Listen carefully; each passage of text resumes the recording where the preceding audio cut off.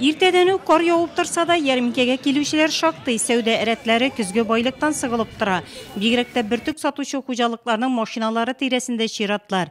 Сөлейманов Кристиан фермер хужалыгы оның 3-4 түрлісін алып келген. Арыш керек еді. Арыш. Әзек арпа. Бұзаулар бар, кәжелер бар, тобыклар бар. Выбор. Любой бар, по-моему. Барсы да бар, Аллаға шүкір. Бір тікке генә түгел ит продукциясына да бәйе арзан. Нурлатлы София Мәхмүтова ярминкәләрне көтіп ала. Монысында да ит алу мақсатында шыққан. Итім бәйесі 270 қалдық. Бик яқшы ит. Анар 320. Бар бір енді 300-рақ, жүнірек. Ауыл жерліклер алып келген тауарны да шәһәр халқы яратып ала. Чөнки биредә үзең ни теләгән продукцияны сайлап алу мөмкинлеге зур.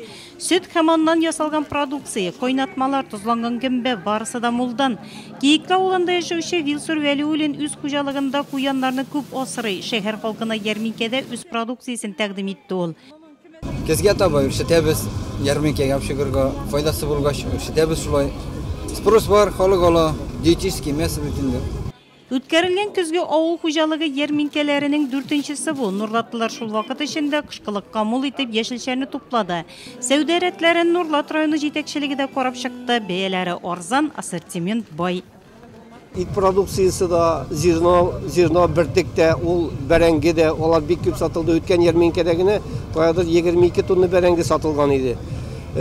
Зерно инде сатылу 4 ярминкәгә ул 60-80 тонналап кына зерно сатылгандыр. Халык менә шулай кечкенә фермалар, личный подсобный хозяйстволар кемнәр, кыш үрдәкләр тотучылар менә алар инде бик актив бәясе дә приемлемый бәя белән сатыла.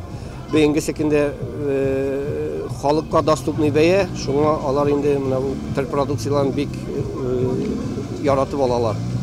Ярминкәгә килүчеләргә районның үз эшчән сәнгатьтә катнашучылары концерт программасы тәкъдим итте.